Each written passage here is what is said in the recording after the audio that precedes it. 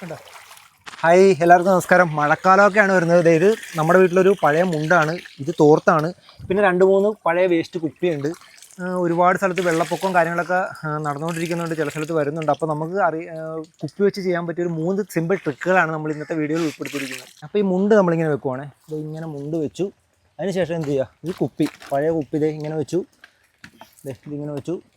അങ്ങനെ അളവൊന്നുമില്ല, ഇവിടെ കിട്ടിയ കുപ്പിയൊക്കെ അങ്ങ് പെറുക്കി എടുത്താണ്. ഇനി ഇത് ഇങ്ങോട്ട് മടക്കി, ഇത് ഇങ്ങോട്ടും മടക്കി, അത് പൊതിഞ്ഞു. ഇനി എന്ത് ചെയ്യുക, ഇങ്ങനെ എടുത്ത് ഇങ്ങനെ അങ്ങ് പിരിച്ചു കൊടുക്കുക, ആ അറ്റവും ഈ അറ്റവും പിരിക്കുക. ഇനി ഇത് എന്തൊക്കെ കാണിച്ചാലും ഇതിൻ്റെ അകത്തുനിന്ന് പോകില്ല ആ കുപ്പി, കണ്ട. ഇനി നമുക്ക് ഇതിൻ്റെ അടപ്പ് വരുന്ന ഭാഗം താഴത്തായിരിക്കണം. ഇങ്ങനെ വെച്ചു. എന്നിട്ട് ഇവിടെ നിങ്ങൾ നോക്കിയത് എന്ത് സ്ട്രോങ് ആയിരിക്കും എന്ന് നോക്കിയത്. ഇത് നല്ല കയറിനേക്കാളും നല്ല സ്ട്രോങ് ആയിരിക്കും. നല്ല ഉറപ്പിൽ നമുക്ക് ഇങ്ങനെ ഒരൊറ്റ കെട്ടങ്ങ് കൊടുത്തേച്ചാൽ മതി, കണ്ട. ഇനി ഇതൊന്ന് നമുക്ക് വെള്ളത്തിൽ ഇറങ്ങി നോക്കാം. വാ,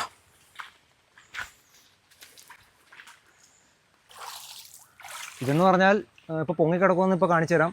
ഇതെന്ന് പറഞ്ഞാൽ നമുക്ക് ഒരാളെ പെട്ടെന്ന് ഒരു സ്ഥലത്ത് നിന്ന് ഒരു സ്ഥലത്തേക്ക്, വെള്ളം പൊങ്ങിയ സ്ഥലത്ത് നിന്നൊക്കെ ട്രാൻസ്പോർട്ട് ചെയ്യണമല്ലോ, കൊണ്ടുപോകണമെങ്കിലൊക്കെ ഇങ്ങനെയൊക്കെ പെട്ടെന്ന് നമുക്ക് ചെയ്യാൻ പറ്റും. ഇറങ്ങി നോക്കി, കൈ ഒന്ന് മുക്കി കാണിച്ചേ. സുഖമായിട്ട് പൊങ്ങി കിടക്കാൻ പറ്റും ഒരാൾക്ക് വെള്ളത്തിൽ, കണ്ട. ഇപ്പോൾ അപകടം പറ്റി വെള്ളത്തിൽ പോയാൽ പോലും മുങ്ങിപ്പോവില്ല, എന്തായാലും പൊങ്ങിക്കിടക്കും. അതിന് ശ്രദ്ധിക്കേണ്ട കാര്യം, അടപ്പ് എപ്പോഴും നല്ല ടൈറ്റ് ആയിരിക്കണം. ഇനി ഒരാൾ ബനിയൻ ഇട്ടേക്കുവാണ്, കുറച്ച് കുപ്പിയുണ്ട്, നീന്താൻ അറിയില്ല, അങ്ങോട്ട് കൊണ്ടുപോകണമെങ്കിൽ നമുക്ക് എന്ത് ചെയ്യുക, ഇതുപോലത്തെ കുപ്പി എടുക്കുക. വെക്കുമ്പോൾ എപ്പോഴും ശ്രദ്ധിക്കേണ്ടത് ഈ ക്യാപ്പുള്ള ഭാഗം എപ്പോഴും അടിയിലായിരിക്കണം. ഇങ്ങോട്ട് വെച്ചു, അടുത്തെടുത്ത് ഇങ്ങോട്ട് വെച്ചു,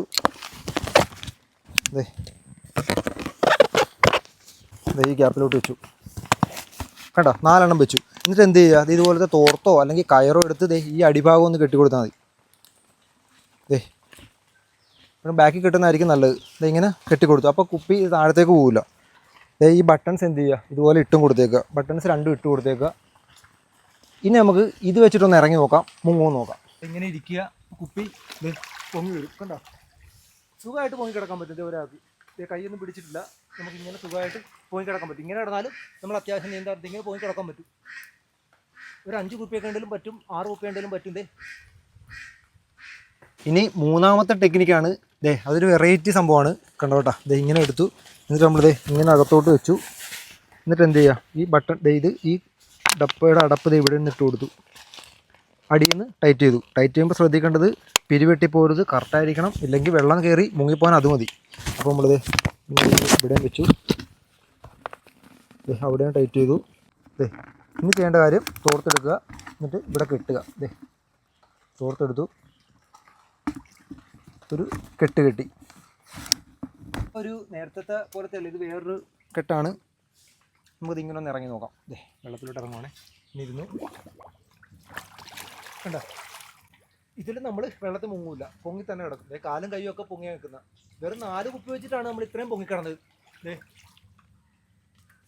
ഈ സംഭവങ്ങളെന്നൊക്കെ പറഞ്ഞാൽ ഇതൊന്നും കെട്ടി കുട്ടികളാരും വെള്ളത്തിലൊന്നും ഇറങ്ങി കളിക്കാനൊന്നും നിൽക്കരുത്. ഇതെന്ന് പറഞ്ഞാൽ നമുക്ക് അടിയന്തര സാഹചര്യങ്ങളിൽ നമുക്കൊരാളെ അങ്ങോട്ട് കൊണ്ടുപോകണം, ഇങ്ങോട്ട് കൊണ്ടുപോകണം. അപ്പോൾ ലൈഫ് ജാക്കറ്റ് ഇല്ലെങ്കിൽ ഉപയോഗിക്കേണ്ട ചില ടെക്നിക്കുകൾ മാത്രമാണിത്.